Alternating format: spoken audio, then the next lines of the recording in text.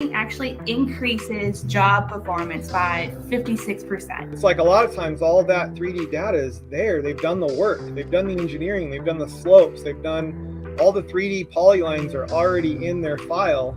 There's just a huge disconnect between what they do and the builders right now. 113,000 available unfilled construction jobs in this country, 11 million available unfilled jobs overall in this country. One of the great culture things I see in construction is people just get it done. At the end of the day, we've built 100% of the building. There's no 80-20 rule.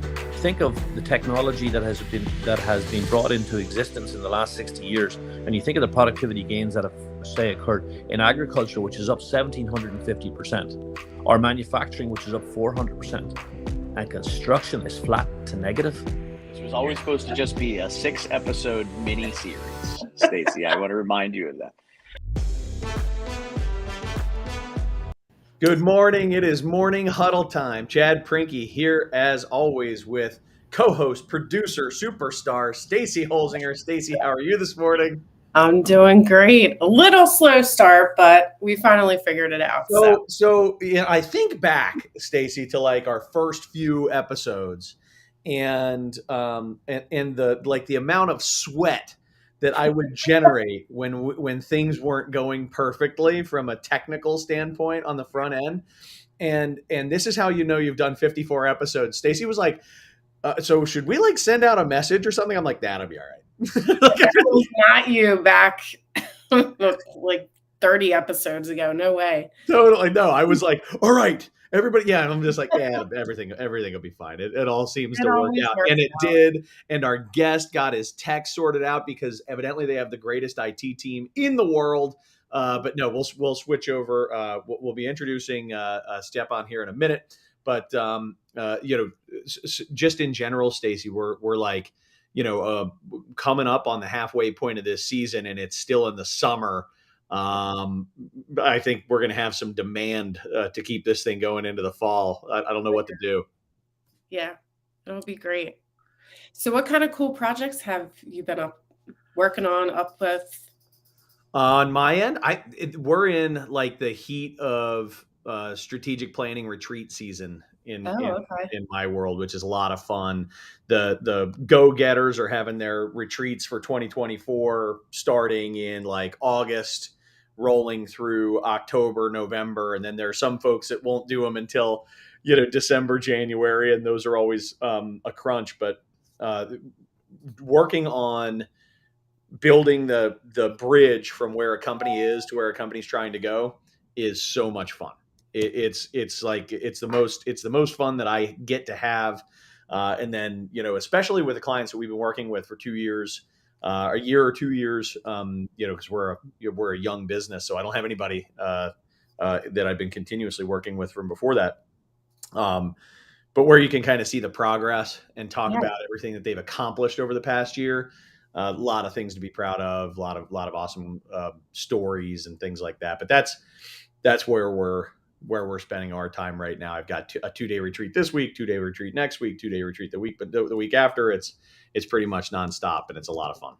And it's usually the executive teams that you're meeting with, or do they get to pull in some of the employees or no? So yeah, that's a really good question. Like usually so if we do a 2-day, day one will be the core sort of, I guess, the people who are going to call the shots on the strategic direction of the business. And then day 2, we often do start to bring in, department managers and folks who represent a broader piece of the company's direction, where we kind of present where we think we're going, get feedback and make alterations, which is really cool to make sure that we incorporate everybody's point of view. So that's what we're up to. Thanks for asking. And they usually get to plan it at a fun location, right? Or do usually, yeah. Like we're just varying degrees of travel. Sometimes we're driving out to the Eastern Shore of Maryland. That's a pretty common angle. Sometimes we go out to the mountains, in Maryland, and then every now and again you jump on a flight to Bermuda or something. And those are cool too. Those are good. The numbers better be good from the previous year. For those trips. That's awesome. So I'm going to bring on our guest today, Stjepan Mikulić. Stjepan, did I get it right? You got it right. You got it right, Chad. Thank you so much. Awesome. Thank you. Well, we appreciate you joining us from Copenhagen. Exactly. And good morning and good afternoon to everybody listening, if they're live or even listening afterwards. Hello to everybody. And before we get started with anything, I just want to say thank you so much for this understanding and for your professionalism. As you said, you are a young business, but I think that your pure professionalism, it just makes it so easy to figure through these hurdles, So thank you so much for that. And yeah, I'm excited to be here. Thank you. That's very kind of you to say. I was looking at the expression on your face as you were working through your technical issues become more and more serious, and I thought the last thing this awesome guy needs is for me to make him feel worse right now. It's all good. Everything will be just fine. Stacy was like, "What will we do if he doesn't show?" I'm like, "We will talk about AI." She was like, "Oh my God, I'm not prepared to do that." Yeah.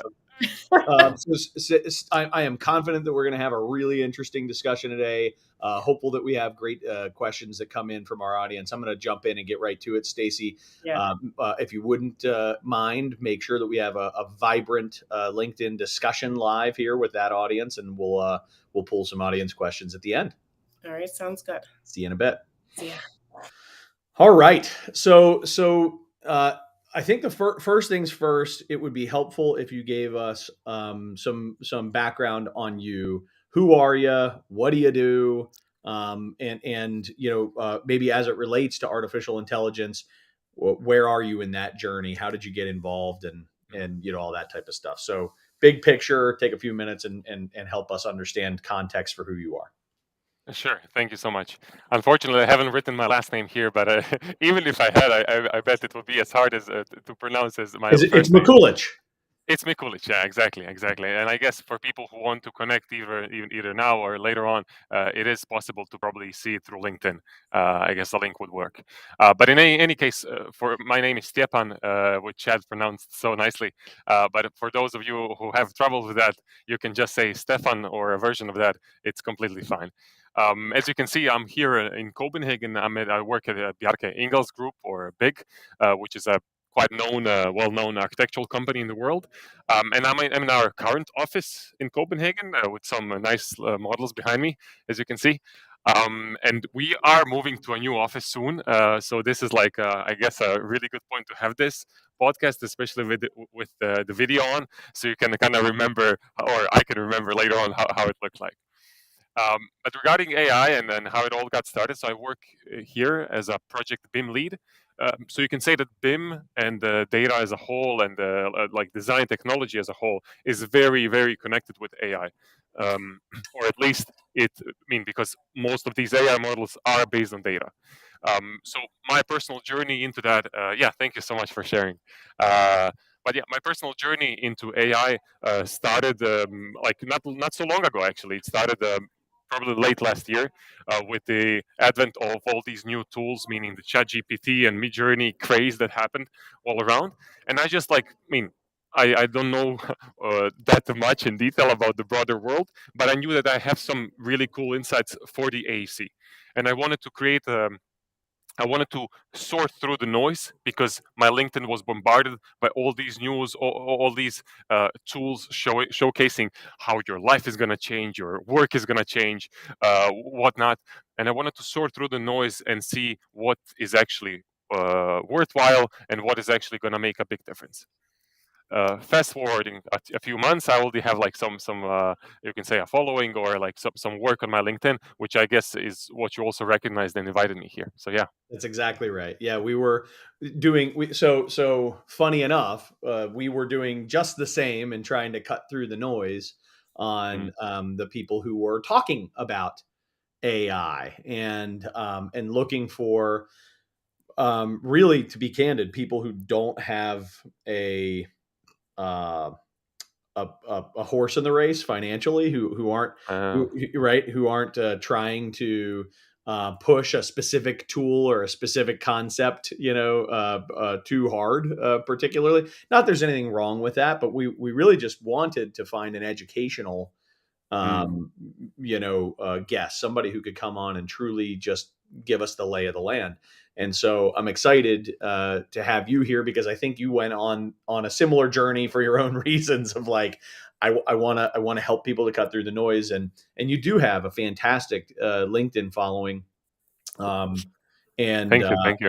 yeah, you've done a wonderful job, and I think been able to bring a lot of order to the chaos. So I'm gonna dive in there, and I want to start off with the obligatory, like what are your favorite tools? What are the tools that you think from an artificial intelligence standpoint are have the most promise and maybe the most immediate impact in the industry? That's a really good question, Chad. I mean, I was like, it's hard to say. So maybe like I want to take a bit of a step back, because then I can explain my answer a bit more clearly. Because what I see happening right now in the industry is that, I mean, based on my work, all of this research, I made an open Notion page for those that maybe aren't familiar with it. But it's an open Notion page that lists more than 350 AI tools and resources that anybody can access at any point. It's open out there on the internet, so you can find it through my profile. It's probably shared, and so on. So I mean, if you choose, if you ask me to choose a single tool out of 350, it would be very unfair to most of them. Are these 350 that you like, or are these just 350? So let's put it like this. I started as like these are just 350. Very good. Yeah, because if I went after what I like, I would probably have a much more narrow list. And I can also explain why. The thing is that a lot of these tools are based on some other tools. A lot of these tools have just gotten, okay, there's an AI craze, we can make quick bucks, so let's just go ahead and do it. So I also try to be skeptical about this, even though people maybe like ourselves that can get that are kind of tech people that are very interested in what's going on, we can maybe get overhyped about something. Yeah. That doesn't stick.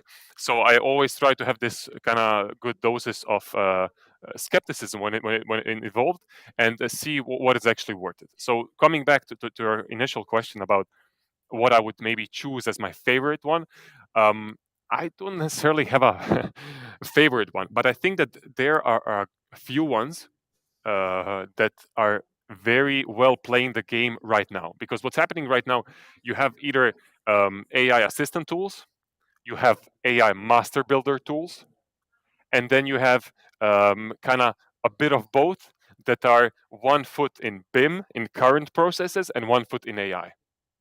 And if I would choose my favorites at current stage, I would go for this last part, meaning that these that have 1 foot in BIM and 1 foot in AI, just because of how easy they can get started, like how you can easily start working with them and incorporate them into your business processes.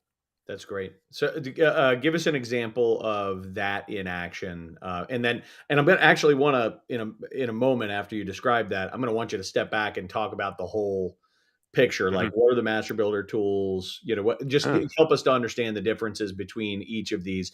But I walk us through an example of 1 foot in BIM, 1 foot in AI, and how that plays out in reality. Yeah. And before I say anything, I'm going to answer your questions. But before I say anything, I just want to say that I'm not sponsored by any tool. So this is all independent thought. So it's all my own research, my own opinion. I could be wrong. And also, just for legal reasons, I'm not representing Big at this moment. So I'm saying this for my own kind of, from my own perspective. It's not necessarily our strategy, but just to say that out there, to make it clear. That's a smart thing to do. I respect that. Thank you. But yeah, I mean, when it comes to, we can start with those that are playing 1 foot in BIM or 1 foot at current processes or 1 foot in the future. First thing that comes to mind is Adobe Firefly.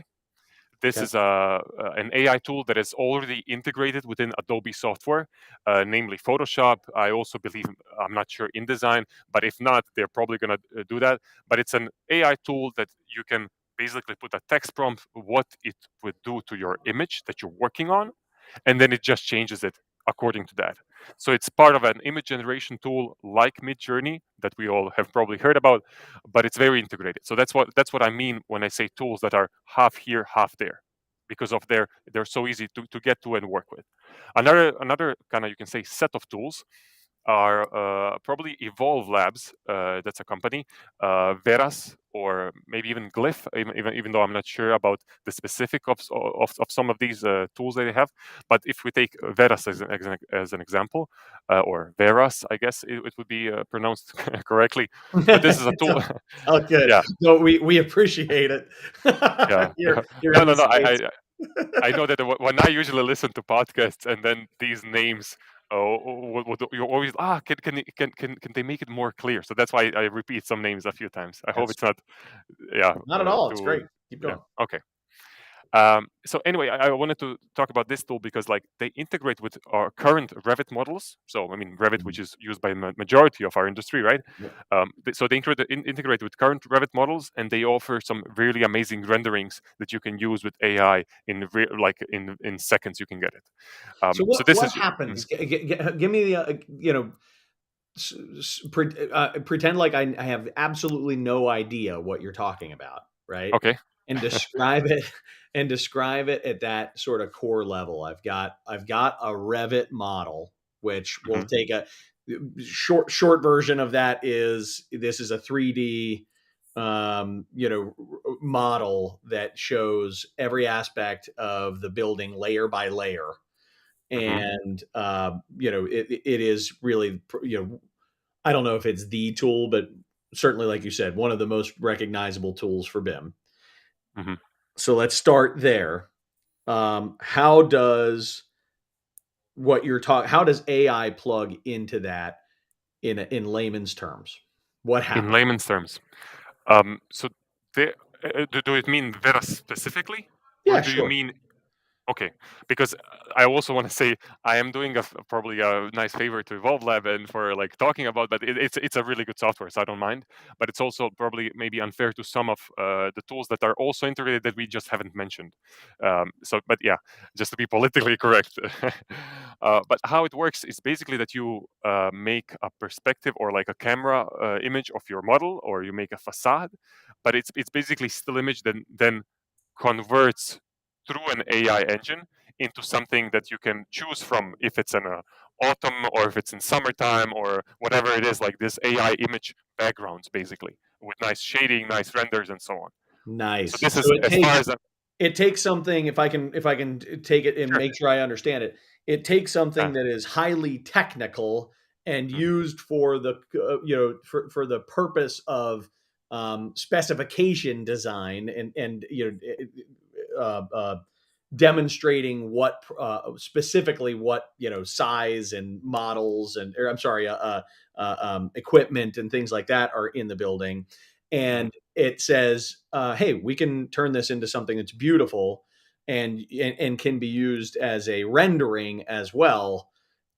So here you're doing all your hard technical work, and we're going to make it also look beautiful for you. Exactly. Nice. You nailed it. Excellent. I No, would also, you described it well, so that's good. But I just want to make sure I'm following, man. This is that you're following. It's a You're lot. following. It's a Yeah, lot. it is a lot. It is a lot, and I know that maybe I can also mention this because we did open the topic of like how the how do you say layout of all of these tools. How does the geography look like? Meaning the tools that I mentioned, they're either assistant tools, master builder, or this one foot in one. Yeah, So let's talk about that. yeah, let me just explain that. I mean, this is my understanding of how the things look. So I would say that assistant tools are tools that connect to your current processes and just make it either faster, safer, cheaper, or in a better way that you haven't imagined. So this can mean, for example, your design iteration, where you just want to have a bunch of designs. This is just what we talked about, having an image generation tool that can quickly create a bunch of designs based on some text prompt that you put in. These are tools like DALL-E 2 or Midjourney, mostly used currently. So these are assistant tools, I call them. They can also be tools like, for example, Sparkle. I think it's Sparkle with a K. And KEL, yeah, Sparkle. For example, that tool you can chat with your data basically. So it does take the BIM model, but you can basically ask it, okay, how many columns do I have on third floor? Yeah, And then exactly. it gives you, That's awesome. Yeah. Because what is happening right now is a boom in large language models in Yeah. AI, so meaning ChatGPT and so on, but they are not still super familiar to work with BIM data, which is Yep. basically tied to geometry. Yep. So Sparkle is one of the tools that is So kind of you're working on both so fronts. getting geometry turned into words is Exactly. that's the AI, and then what that enables someone to do is save a whole bunch of time counting and eliminating human error counting, and instead saying how many columns are on the third floor. Okay, 6 columns, and what's the average width of these columns, right? Or are they all Yeah. the same width? Is a really simple way of identifying that, or the Yeah, same. exactly. Yeah. Exactly. Yeah, but Awesome. let me come back for a second because I want to be fair to all of the developers of all the other tools, but also to people if they're listening and if they're working either in real estate or in construction, because there are tools for basically any sphere you can imagine. There are most likely tools for this. Yep. So coming back to the assistant tools, I explained this, and the second thing that I would mention are the master builder tools. These tools are basically an all-in-one where you just put kind of a text prompt, or you put maybe a video of something, and then that turns into a BIM model. Wow. Yeah, there's a lot of stuff out there. There's a lot of cool stuff out there. And lastly are the tools that are kind of 1 foot in, 1 foot out, or playing on both fields simultaneously. Better said. So But are you literally telling me that, like, with these master builder tools, theoretically, I could say, design me a 65,000 square foot corporate office complex with 4 stories, combination of steel and concrete, lots of glass glazing, like all that kind of stuff, and it'll spit out a BIM model that matches what I just described. exactly. Just take a look at Hypar. Take a look at Hypar. Take a look at Swap. Those are kind of maybe the most prime tools in this. What I would call maybe master builder or on that way. So there are many possibilities out there. I do need to say this, that currently, maybe people listening are just got a bit I don't know, say afraid, but like, what am I going to do with my job? It's going to change the industry. I have no doubt it's going to change the industry. Yeah. But I do need to say that 90% of the tools out there right now are these assistant tools. So they fall in the first category. And then maybe 10% are these, or maybe even less because of these other tools that are kind of playing both fields. But then the rest is basically master builder. So there's not many of them. They're mostly very early in their design or development stages, but there are out there. Yeah. That's awesome. I'll use this as a quick moment to get on a soapbox that I love to stand on for less than 20 seconds. Time me. Start now. I think progress is essential, and people who fear progress will be eaten alive by said progress. And people who embrace progress will find ways to use progress to actually push them further. And I think overall the market thrives as we find ways to do things more efficiently, different, smarter, better. And just because certain things have diminished the importance of your role today doesn't mean you're not going to have a job. It means that your job gets to be different and potentially maybe better than it was in the past. So there's my soapbox regarding most things in progress. Though AI does have some interesting ethical stuff going on that is regarding copyright infringement and that adds a layer of stuff that I wouldn't categorize as progress as much as I would categorize as ripping off. You know what I mean? But Yeah. that notwithstanding, so anyway, all right, that was a really helpful rundown of the landscape in terms of the different types of tools that are going on out there. A lot of our audience are contractors, so I know that you operate in the design and in the design community. Are you coming across any AI tech that contractors you believe should begin familiarizing themselves with for the sake of their businesses? I do. So I would say like this. So first of all, I made a post actually a few weeks ago that for specifics of some of these tools, because I called them AI tools for construction. So meaning the contractors listening to it, you can probably scroll on my LinkedIn and find this post and showcasing some tools. Mhm. But just to say it in general, how most of these tools work, they can help you make a safer construction site. They can help you save some resources on time, and they can just make it much more. They can make your work much more quality, like of higher quality, by checking some of the collisions that you, for example, didn't check. So I would say that When you say collisions, you mean clashes. coordination issues. Exactly. Yeah, coordination Yeah. issues. Yeah, because usually, like how it works is that you can check and then, but you have a human behind checking and going through and Yeah. thinking, is this important? This is not important, and so on. But you do have some AI tools that they can check this automatically, go through the whole building, and see if there are like major issues, if they can fix it immediately or not. So I would say that in general, when it comes to construction part of that, um, there are many tools that can check the BIM model against the as-built data. For example, Immerso, I think this is one of the. It's called iMerso. It's one of the big tools there. But there are also tools that use sensors or drones that can then turn, for example, a point cloud into a BIM model, or they can. How do you call it? Work with sensors to give you more qualitative data back in the BIM model. So it's kind of back and forth, BIM and construction.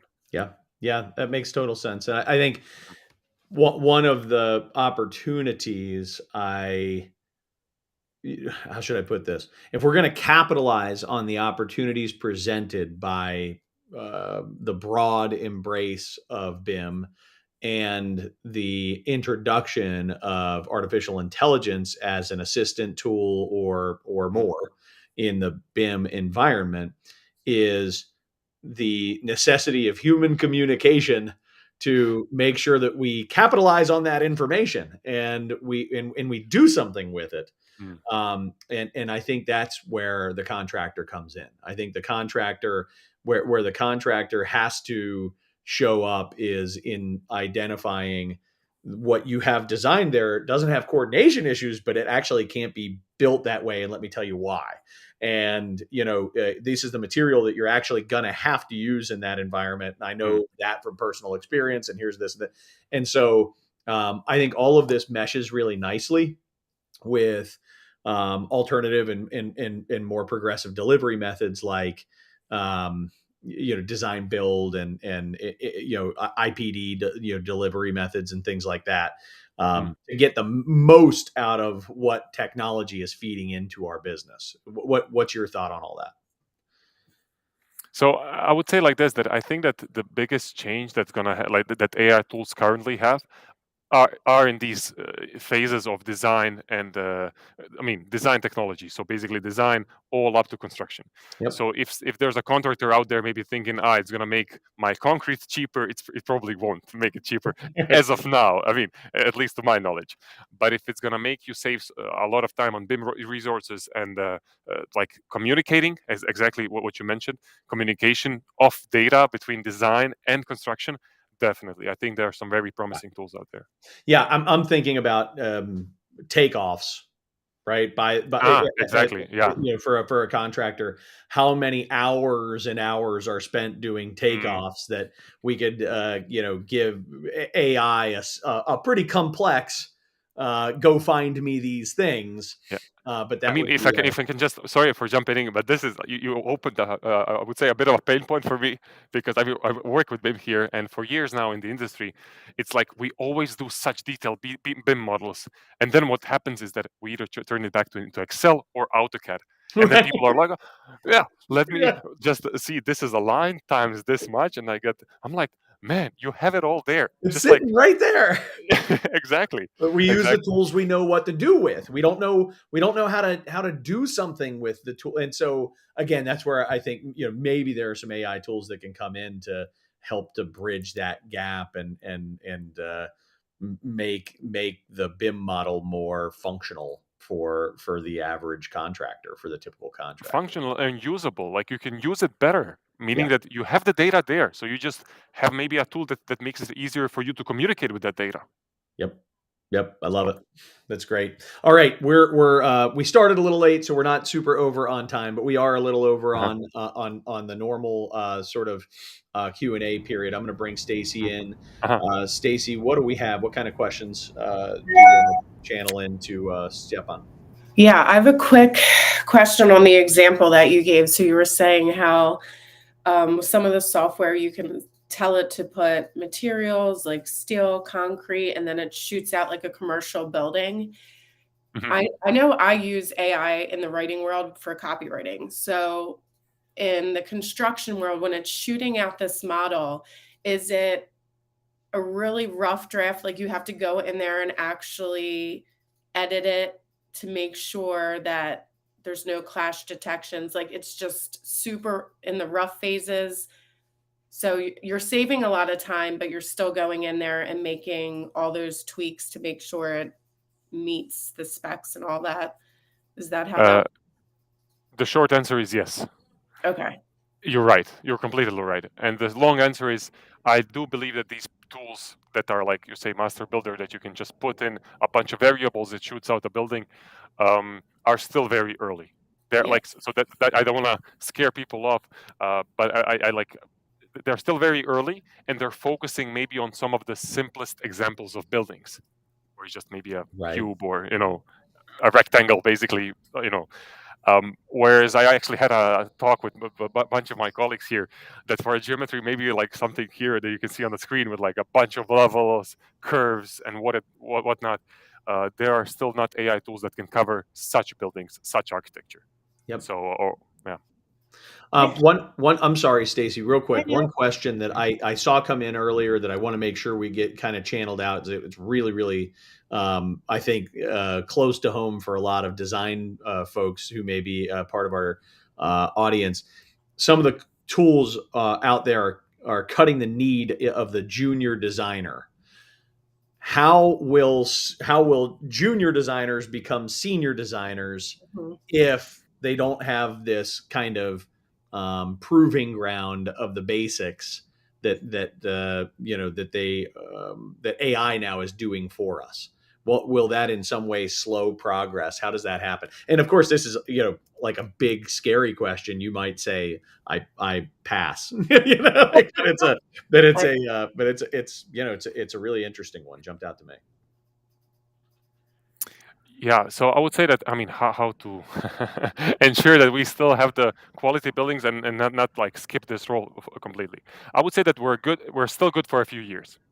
The reason why I say that is that any AI tool that you might use, or most of them, you would need to check the results that you get. So they are still not, there needs to be a human check. Yep. It's the same as you're driving your self-driving car right now. It still asks you to keep your hands on the wheel. Right. Just in case. So, I mean, I don't have a clear answer. I mean, if I had a clear answer, probably like the whole industry would be like, okay, fine, we're going to listen to Stjepan, But, I mean, I do think that the technical knowledge, the technical, like, fundamental knowledge that you get usually in university and then through working as a junior designer, as you said, will get even more important in the future. So, not to rush from the basics. But then on the other hand, if you look at the IT industry, which in terms of technology is quite further away than the AEC sphere, like how did they solve the need of a junior programmer? You still have junior programmers; they just pick up where the old junior programmers left. So meaning maybe they don't know how to make a program from scratch, but they do know how to work with the basics. So there's still going to be a need for that. And I don't think that, at least in the next 5 or maybe even 10, but at least 5 years, there's not going to be like a big switch. Okay, all junior designers go away. I think it highlights, to my mind, it highlights the extent to which organizations are over reliant on the job training. And with this thought that like the way to go from a junior person to a senior person is specifically through on the job experience. I think, a part of what occurs to me is the importance of comprehensive training and training programs to give people experience in a controlled environment that maybe they're not getting as much in their on quote unquote on the job environment, but that can be in a lot of ways more effective because it's deep work. It's very targeted, specific work to help people to get better at very specific targeted things, as opposed to what your current role as a junior is, maybe 80% admin and 20% deep work. So anyway, just something something else to counterbalance that. Stacy, what other questions do we have? I know they keep rolling in. Yeah. So Scott Volser, any thoughts on open space using for progress photos as built? Using for progress and as built. Using open space for progress photos and as builts. Now, I mean, if there's a specific open space, I would maybe a clarification of what is meant by open space. Is it meant by a tool that's called open space? Yeah, or my open bet space? is it's a tool. It's capitalized O and S, right? So Yeah.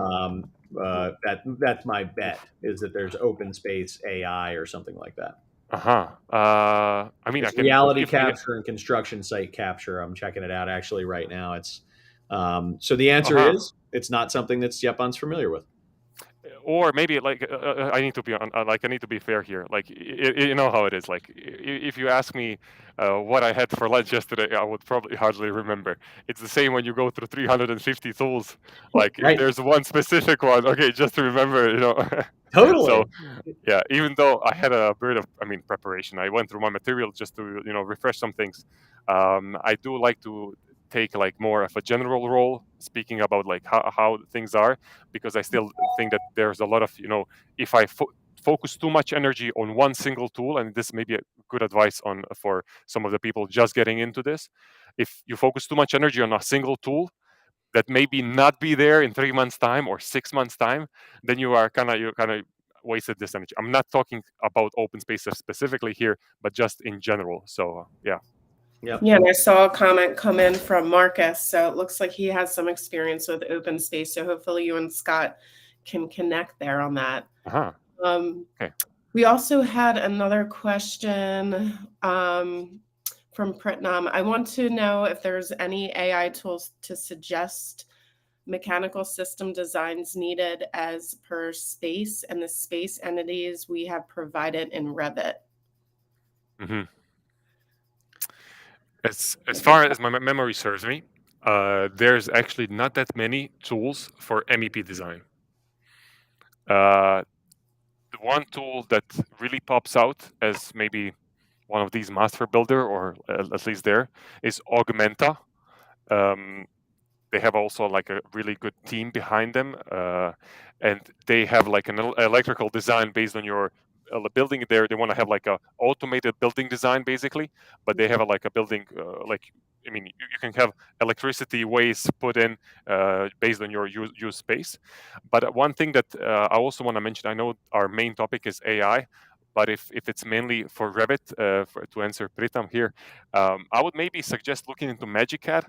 I don't know if your guys are familiar with this, but I do know that maybe sometimes, even though we say AI, we think this is going to change. There are a bunch of other tools that also are popping out that are not necessarily AI based yet, but they can help you in many automated ways.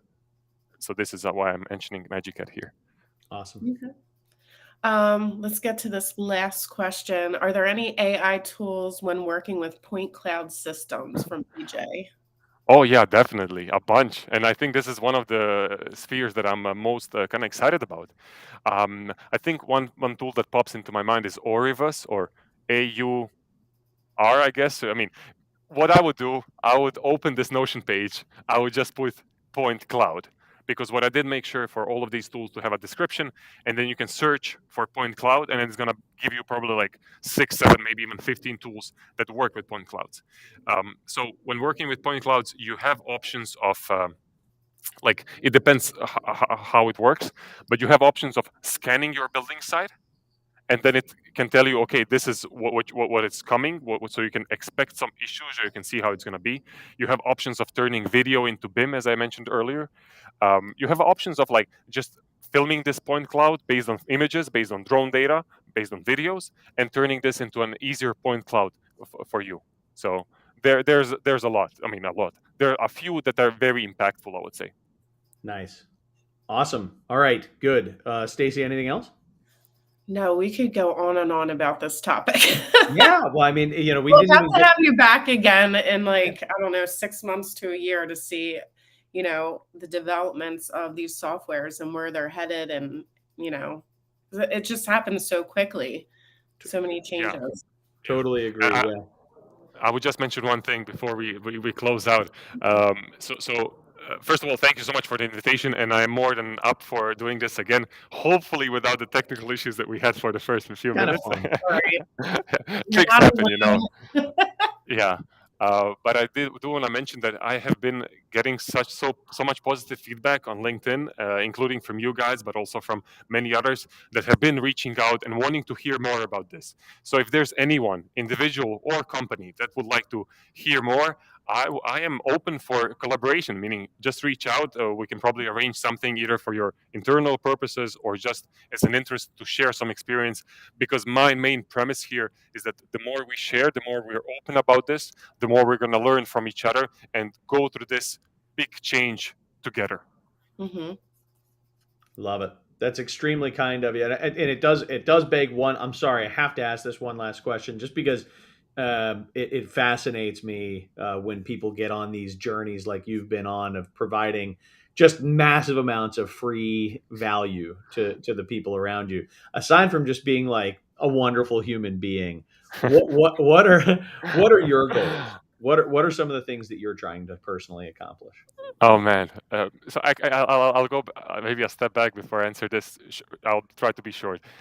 So I started doing all this because I felt a calling for this. It might sound funny, but I really did. Like it would happen last year. I thought I should do something. I should share all of this knowledge that because sharing is caring, and like it's just been overwhelmingly positive what's been happening after I started doing this. Of course, not every post hits the most amazing, but it's also like it depends what you want to do.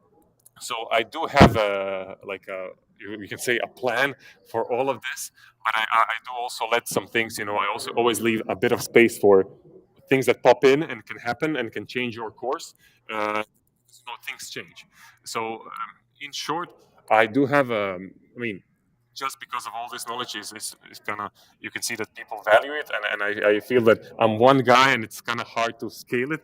I will try to do something to scale it, maybe in a course of a sort or something, so maybe people can learn more about this and be ready for this big change that I said. So if I had an advice for anybody who is starting and maybe thinking and maybe like thinking about their job, I would say look at the tools that are closest to you and look at your edge and how you can contribute to the industry, because I do think that the industry needs change, and the change happens with people first. Yeah. Awesome. Well said. All right. Thank you. Well, we really appreciate you joining us, sharing your knowledge, and agreed. A year from now, this landscape is going to have changed dramatically. I love that about the emerging technology sphere, and we'll definitely have you back on for an update. And we'll be seeing your new office in the background simultaneously. Yeah, definitely. And guys, listen. If you ever come to Copenhagen, when you come to Copenhagen, please do reach out. I would like to show you around the office and tell you a bit more about the projects and what we do. So, yeah, I think that's also very interesting. It's been a long time, but I could use a repeat trip. It's I do love Copenhagen. It's a beautiful, beautiful city. Yeah, it's an amazing city, and it also changed in the last 10 years with all the architectural wonders. It's very very nice. Really? So, yeah. Yep. I've only seen online. But I've got to come back and check it out. All right, yeah. Thank you so much, Stacy. Let's do a little bit of housekeeping here to wrap things up. Yep. So first, next week's show, we've got episode number 55. We're having Dave Rosenbluth join us to talk about PPE design for women, which is a topic that we've been learning more about, you and I. Well, I have. You've probably known all about it for a long time, but I've been learning about through our work with past guests, and I look forward to having Dave on to walk us through what he's doing and why and the impact he's there's making. going to be a 20% code. So off, if you watch the episode, he'll give you the code. So it's worth a listen, because if you have any female employees that are in the field, he has tons of different things he's going to go over, and you can get a discount. So definitely tune in for that. Sweet. All right, good. And then, as always, email us to be added to our weekly mailing list. StacyH@steeltocom.com. Help us to, keep you informed on every show and provide show notes like we'd have for today from Stjepan, with a link to his Notion page and to his personal page, all the research that he's doing. And do make sure that you're following him on LinkedIn. It'll be a very worthwhile thing to do. So I think that does it for us. Stacy, anything else I'm missing? Nope, we're good to go for next week. All right, awesome. Thanks, everyone. All right, We'll see you next week. Thanks. See ya.